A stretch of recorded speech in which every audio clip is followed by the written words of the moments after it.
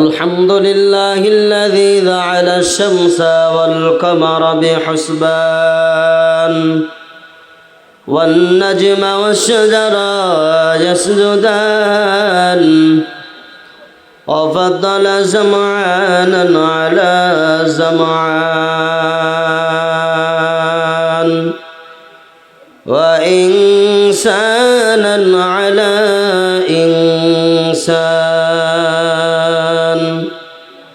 أما بعد فقد قال الله تعالى في كلامه المجيد والفرقانه الحميد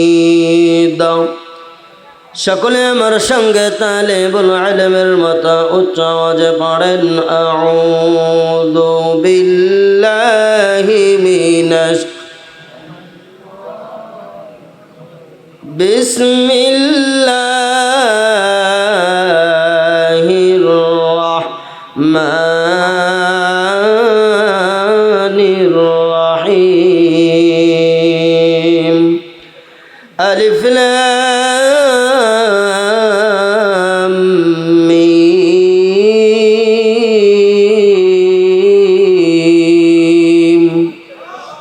যালিকাল কিতাবু লা রাইবা ফীহি সাদাকাল্লাহুল আযীম وقال النبي عليه الصلاة والسلام أخلص دينك يكفيك العمل القليل وقال عليه الصلاة والسلام خيركم من تعلم القرآن وعلمه صدق الله مولانا العظيم وصدق رسوله النبي الكريم ونحن على ذلك لمن الشاهدين والشاكرين والحمد لله رب العالمين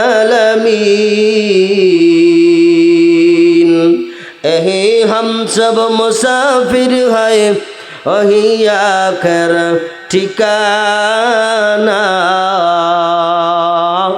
यही हम सब मुसाफिर है वही आखिर ठिकाना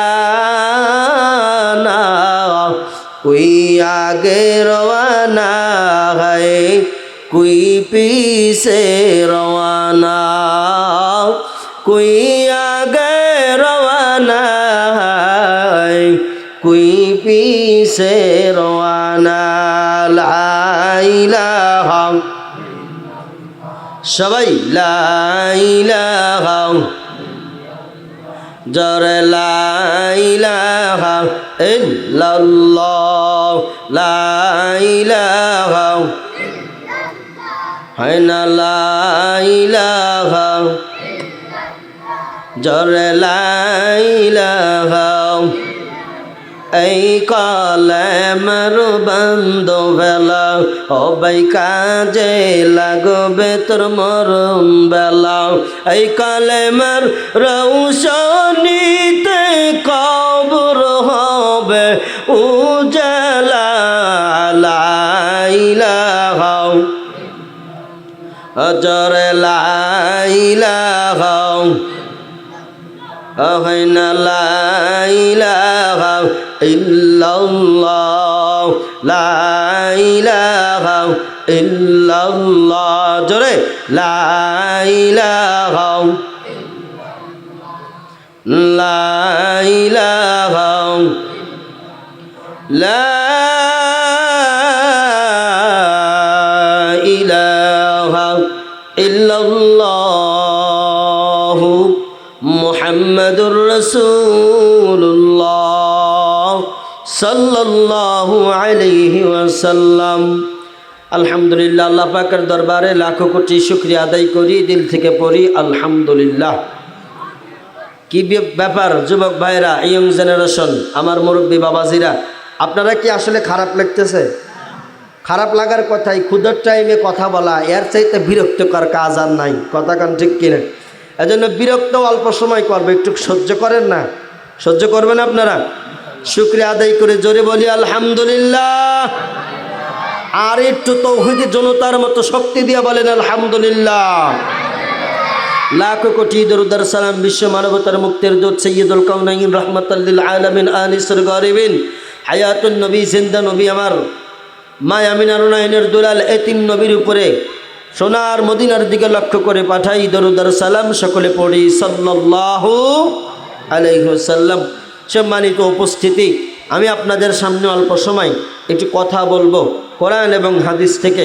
আমি আপনাদেরকে কিছু দিক নির্দেশনা দেব, যেহেতু আজকে আমাদের এখানে যে মাহফিলের আয়োজন করা হয়েছে দিনের বেলায় আল্লাহর সূর্যের আলো দিয়া এই ময়দানে আমরা বসছি। এই ময়দান হলো একটা মাদ্রাসার আঙ্গিনা, কথা বলেন ঠিক কিনা? মসজিদ কার ঘর? কথা কন। মসজিদ কার ঘর? আল্লাহর ঘর। মাদ্রাসা কার ঘর?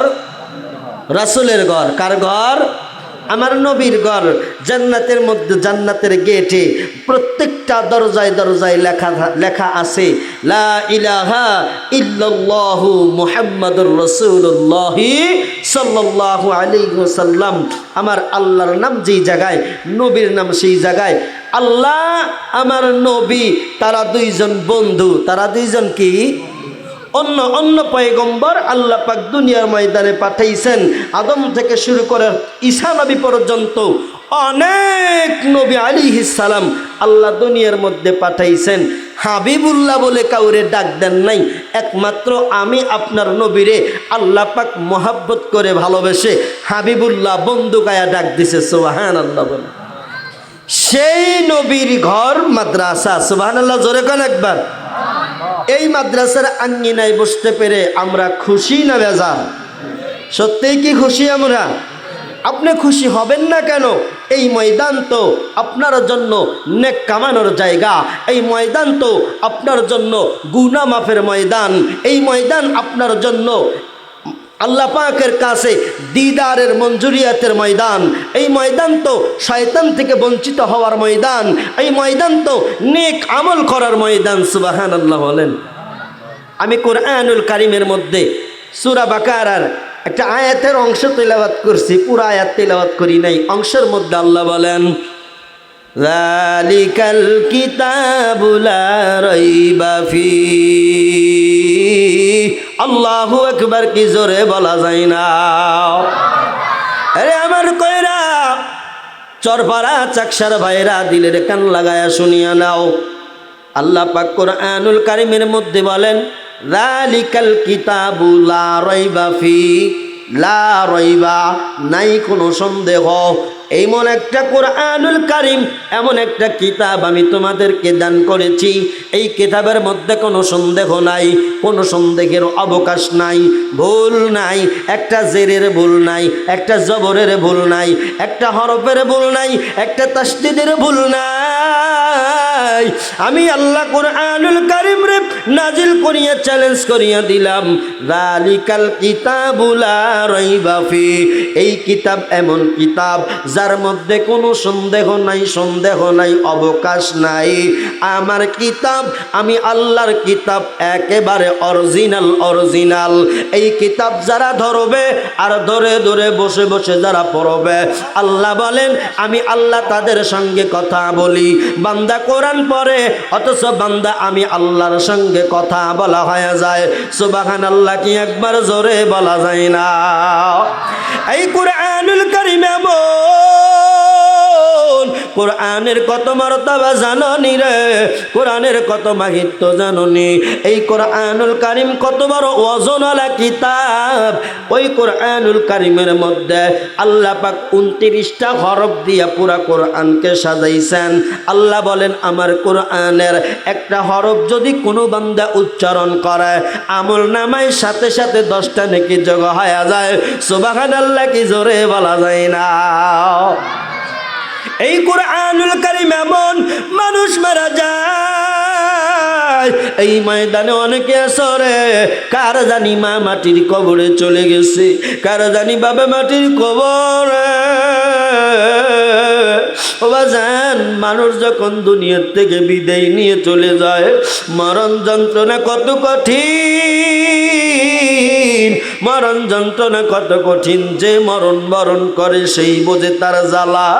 আমার নানার ঘটনা, আমার জীবনের বাস্তব ঘটনা। আমার নানাজন যখন দুনিয়ার থেকে বিদায় নিয়ে চলে যাবে, কেমন যেন ছটফট ছটফট করে। আমি আমার নানার কানের গোড়ায় গিয়া সূরাতুল ইয়াসিন যখন তেলাওয়াত করতে লাগলাম, বিসমিল্লাহির রহমানির রহিম, ইয়াসিন ওয়াল কুরআনিল হাকীম। আল্লাহু আকবার। আমার নানার মৃত্যু যন্ত্রণায় ছটফট করতেছে রে। আমি যখন সূরা ইয়াসিন বললাম, যেই মানুষটা হাত নড়াইতে পারে না, ওই মানুষটা দুইটা হাত দিয়ে আমার জড়ায় দুইটা বুকের সাথে লাগায় আছে।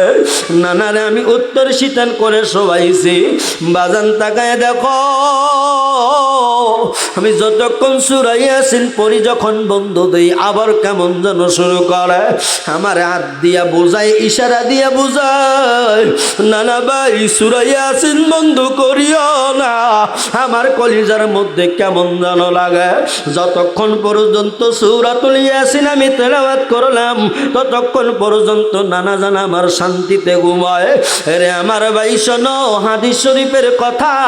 মায়ার নবী বলেন, যেই বান্দা যখন মরণ বরণ করবে, মুমূর্ষু ব্যক্তির কাছে সূরাতুল ইয়াসিন যদি তেলাওয়াত করা হয়, মৃত্যুর যন্ত্রণা অনায়াসে কমিয়া যায়। চিৎকার মেরে সুবহানাল্লাহ বলা যায় না। এই কোরআন এমন কোরআন, এই কোরআন অন্য কোনো জায়গায় আপনার শিক্ষা দেওয়া হয় না। একমাত্র নবীর মাদ্রাসা, নবীর মাদ্রাসায় কোরআনুল কারীম শিক্ষা করানো হয়। ওরে আমার বাবা, ওরে আমার দাদা, ওরে আমার মুরব্বী বাবারা, দিলের কান লাগায় শুনো। তুমিও একদিন থাকবা না, আমিও একদিন থাকবো না, চলে যাব। আমার মরণ বেলায় আমার শিওরে বসি আমার সন্তান যদি কোরআনুল কারীম তেলাওয়াত করে, আমার নাতি যদি কোরআনুল কারীমের তেলাওয়াত করে, মরণ যন্ত্রণা আমার কম হয়ে যাবে। এই জন্য বলি, বোঝানোর ক্ষেত্রে বলি, নিজের সন্তানটারে আলেম বানাও। নিজের সন্তান নাই, নাতিটারে আলেম বানাও। তুমি কি চাও না তোমার মরণের পর জানাজার ময়দানে তোমার ছেলে দাঁড়ায়া যাক? তুমি কি চাও না জানাজার ময়দানে জানাজা পড়াবে তোমার নাতি? তুমি কি চাও না আমার আপন মানুষ আমার জানাজা করিয়ে ওই নাকে কানে তুলা লাগায় তোমার আমার যেন কবরের মধ্যে রাখিয়া দোয়া করতে পারে?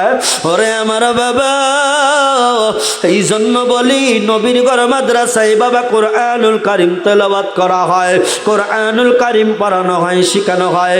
নবী আমার হাদিস শরীফের মধ্যে বলেন, খায়রুকুম মান তাআল্লামাল কুরআন ওয়া আল্লামা। আমার নবী বলেন, যেই ব্যক্তি কোরআন পড়ে এবং যেই ব্যক্তি কোরআন শেখে, দুইজনই এই দুনিয়ার বুকে সবচেয়ে উত্তম বান্দা। সুবহানাল্লাহ বলেন। আর জোরে বলা যায় না সুবহানাল্লাহ?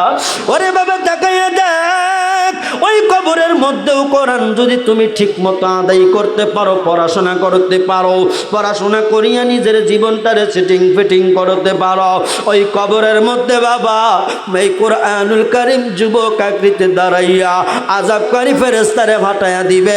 চিৎকার মেরে সুবহানাল্লাহ কি বলা যায় না? এই নবীর ঘরে আমি আপনার সহযোগিতা করা দরকার আছে না নাই?